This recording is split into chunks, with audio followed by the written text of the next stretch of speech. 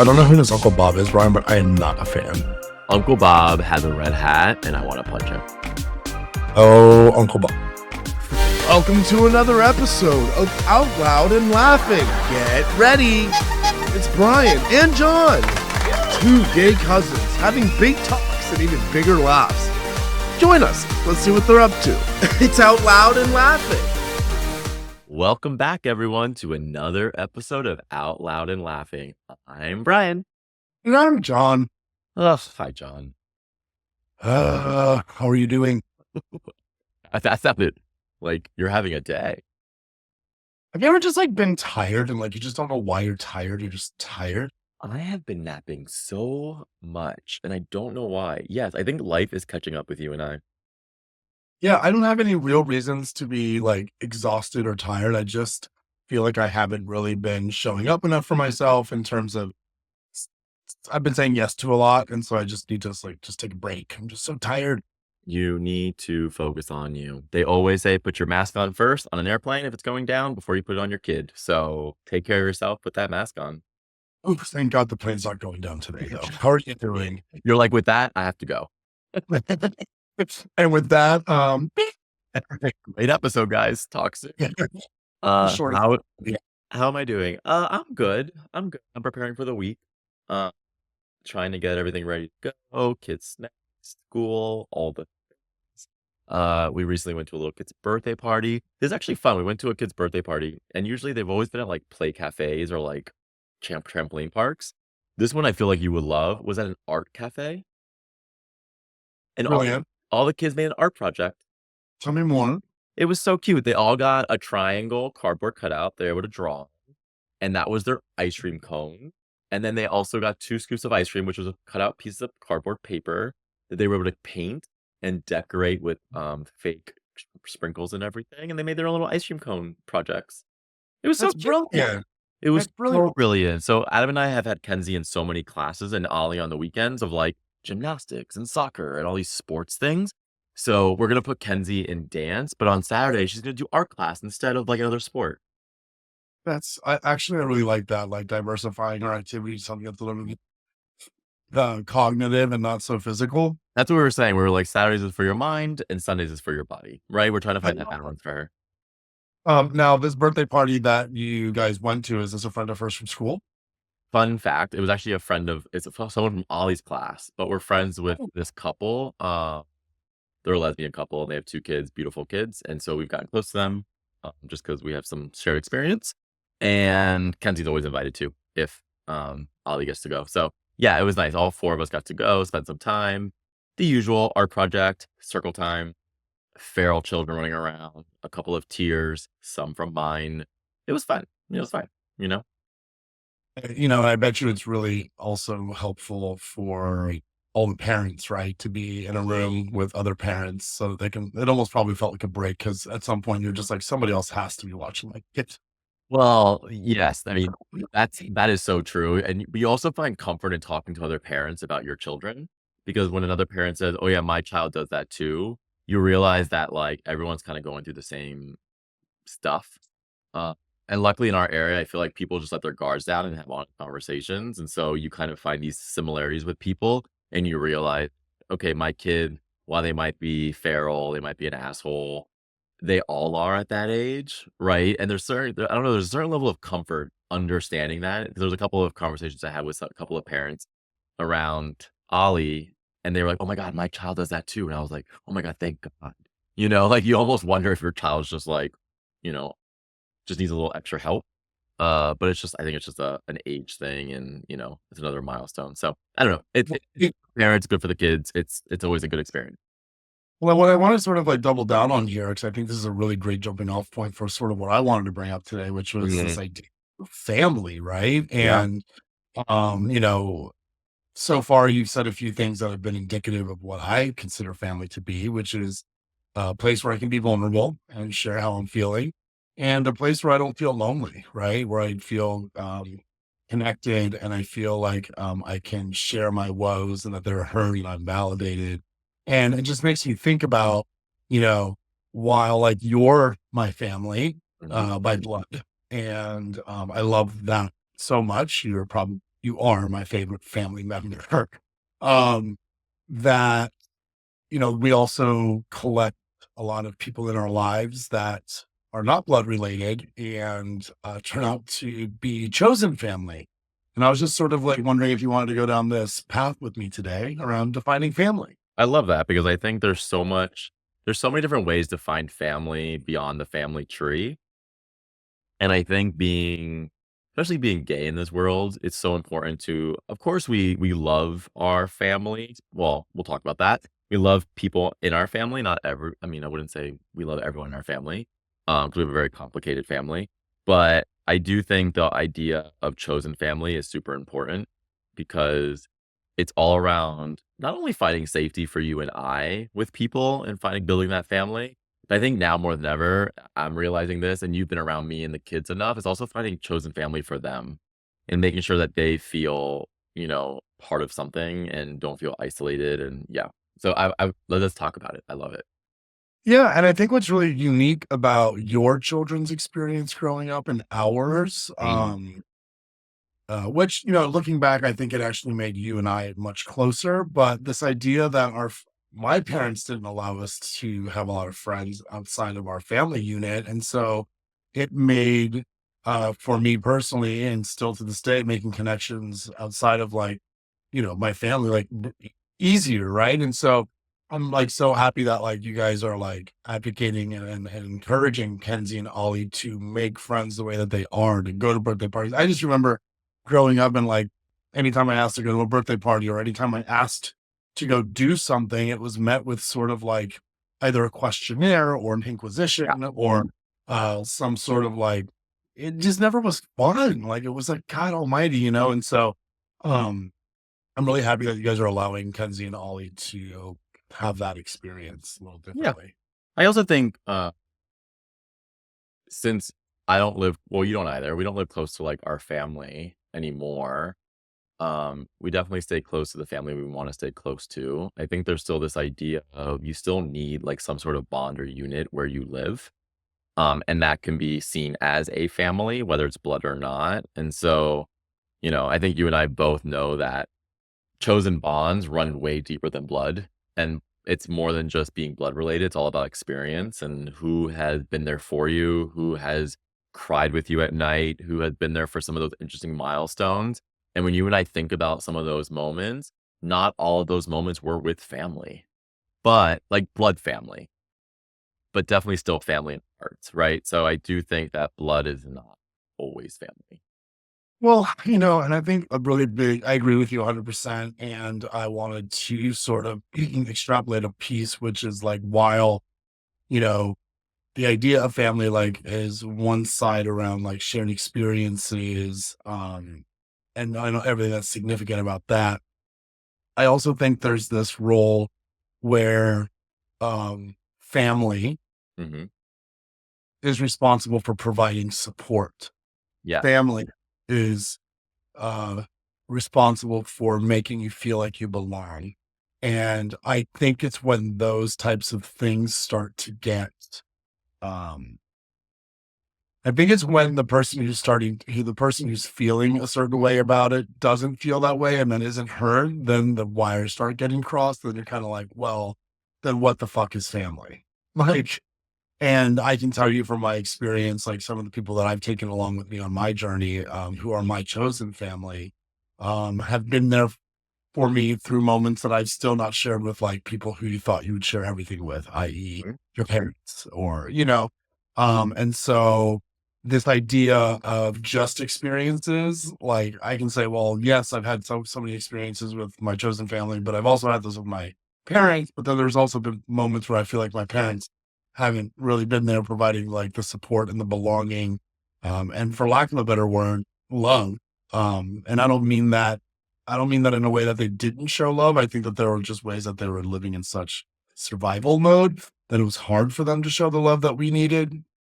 But, that importance of emotional connection in family relationships and to provide those things that we need to grow ourselves and to feel safe and to allow ourselves to be authentic and genuinely ourselves, especially when found in communities like us and marginalized groups. You're talking about like the LGBTQIA plus, anybody who's been estranged, whoever the geopolitical party wants to blame and put their thumb on top of, like those people are also going out finding family within their communities because they're either like estranged or so far away. It's really about that support. It's really about that love, and it's really about that belonging to me. And I will die on that hill. I completely agree. I heard recently, and I thought this was actually such a powerful thing, that family is a verb, not a noun, which Oh, I take it as like it takes action and it takes showing up. And just because like your blood, that does not equal automatic love.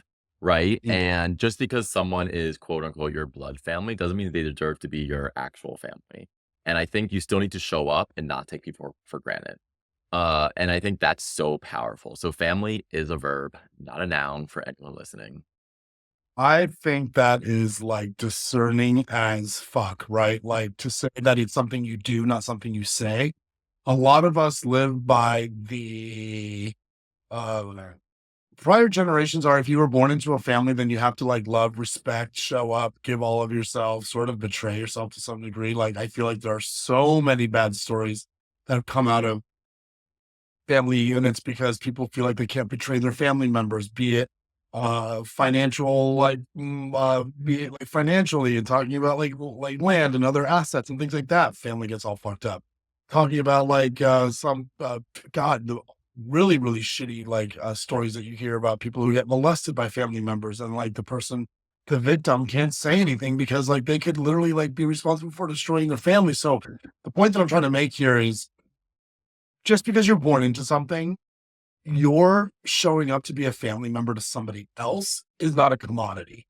Yeah. I think it's all the distinction of like be with the family you deserve, to your point, not the family you're born into. Right. Yeah, The family you're born into could be great. There's a lot of people listening that have a great family, and we have a great family too. But that doesn't mean that has to be your only family. And I think it's right. important to make that distinction of like, what do you deserve? And if your family isn't giving you that, or all parts of your family aren't giving you that, it's okay to let those parts go. Keep the family that you do enjoy and brings you joy to your life, and fill the gaps in with people who may not be blood related, but are equally as family. So I think it's important for people to constantly remind themselves like, you're not alone in choosing your family. I think everyone's today, to your point, it's been more modernized. Like, just because you're born into this family, I think people recognize there's so many other ways to have that chosen family. And so choose your family, like build the unit that's going to help you, empower you to grow and be the best version of yourself. Don't feel like you have to be stuck with a certain group of people just because society has told you you have to. And what I really like about the modern family is that your biological family, if or the family that raised you. I don't want to say biological because that's not necessarily what I mean to say, but I mean to say whoever it is that you associate to be your guardians, your siblings, whatever that whoever you associated growing up with, Yep. doesn't automatically mean that they're like that it's been a bad experience. And like to Brian's point, like we love our family, for example, but it's not mutually exclusive to you going out and building other groups and other communities that, like to what you said, Brian, filling in the gaps. I really like that, right? Like if there are parts of yourself that your family can't get behind or love completely, and I mean, it can go two ways, right? You can either like just say like, throw it to the wind and say, go fuck yourself, go screw yourself. Like this is who I am. Which I know that we've felt that way a few times, especially after this last election, sort of like a lot of the strong feelings that Totally. came up around our family. But, that you can go out and create other sort of families. And that brings me to another question of like this, how exciting and how interesting it is to think about the future of family. And like, thinking about the role that technology is playing, in new family, found family. Like we find people online, like friends, networks, communities. I'm thinking about gamers. I'm thinking about some of these people who are like misunderstood, but they still go out and they find the Also, group associated with. OnlyFans. Uh, I hear you. OnlyFans, my my favorite family. Oh my God. The best family is the one you pay for monthly. The best family is the one you subscribe to. That is deep, actually. Thank you. I just wrote it. But yeah, this is like such an important topic to me because the sadder part of this story is without some of the chosen family, I don't know that I would have made it as far as I had because there were Totally. some really tough moments that I don't think my family was quite ready for as I was going through them in real time.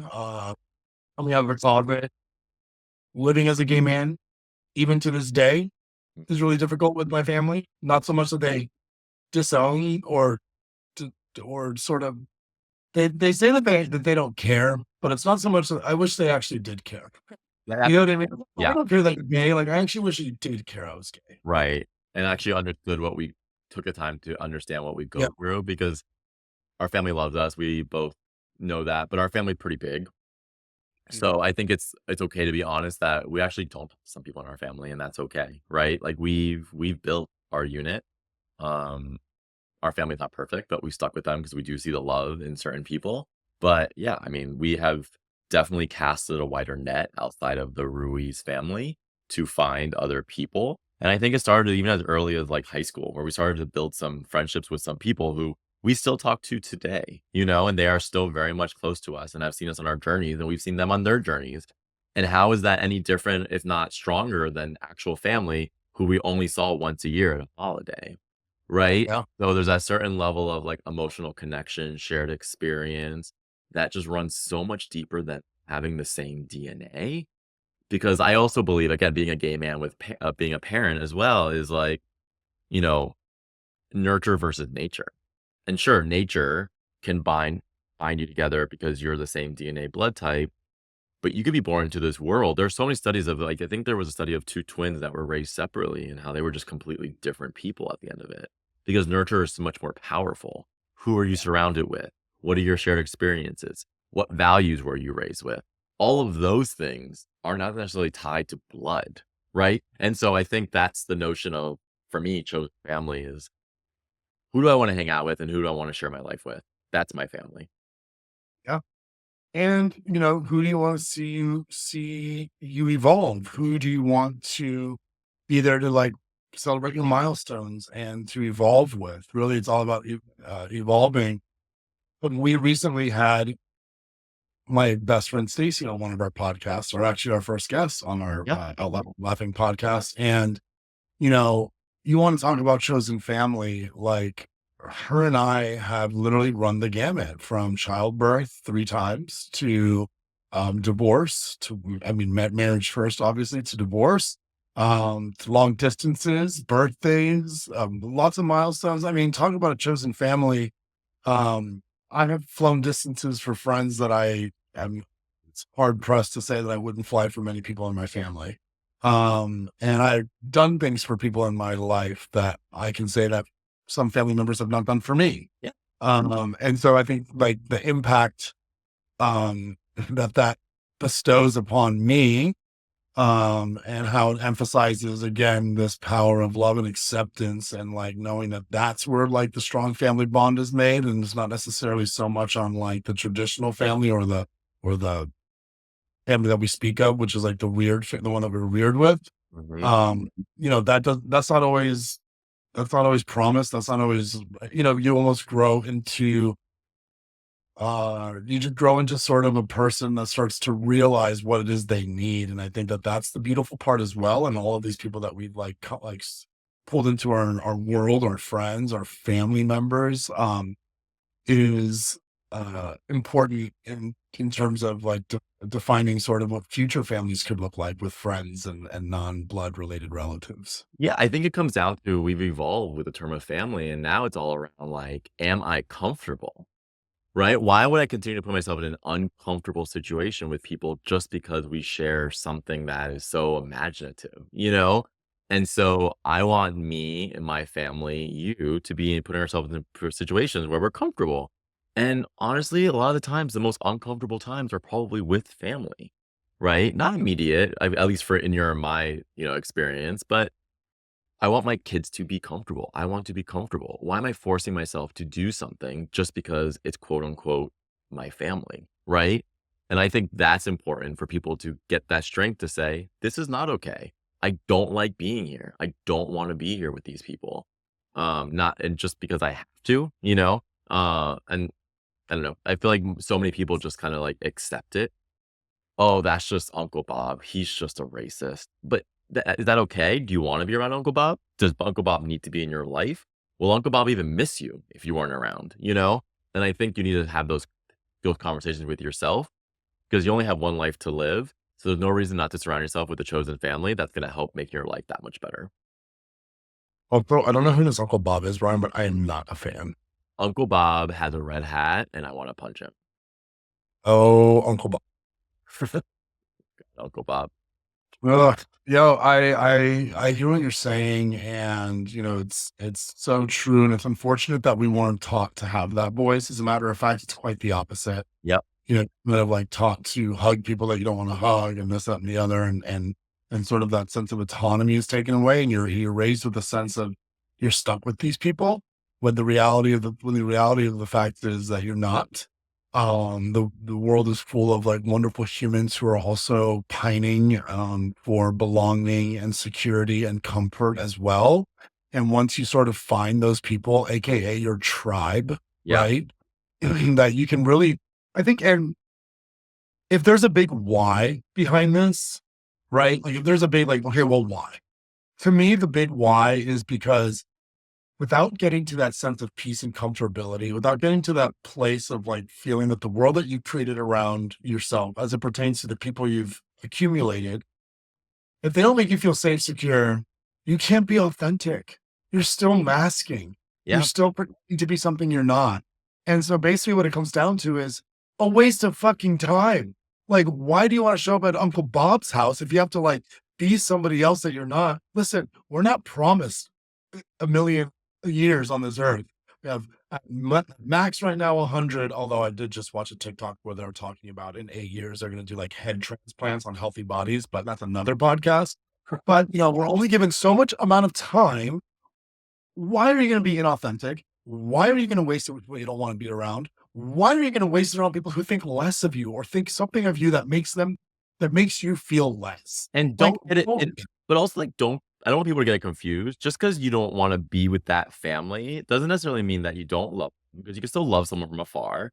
And also doesn't mean that you don't respect them. And I think that's how you and I were raised. You have to hug that person. You have to kiss them. That's a sign of respect. No, I don't. I can still respect that person from afar. I respect that our grandparents migrated here and built a family for our lives. That's fine. I don't have to like have grandparents, which again, is a whole other pod, but in our lives as family, I can still respect them.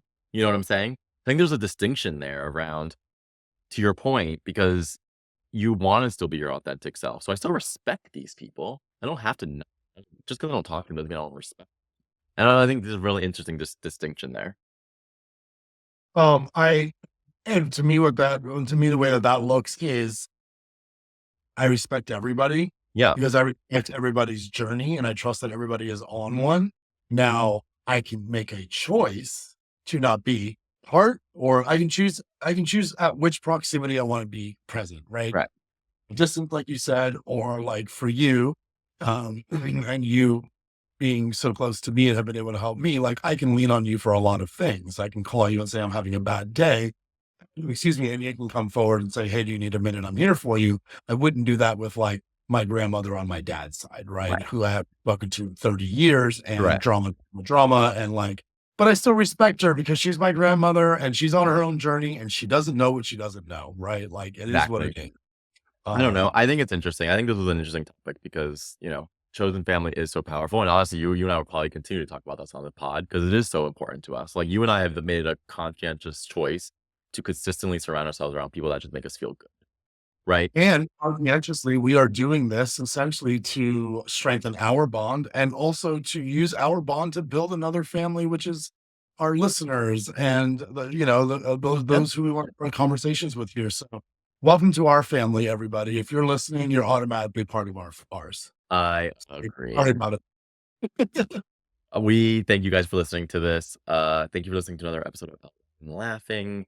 Please subscribe, comment, do all the things. We are loving this, so we want to make sure that you guys are too. But if you're not, tell us. We're okay with the feedback. But thank you everyone for listening. We love you, and I love you for my family, Brian. Love you too, my chosen family. Bye.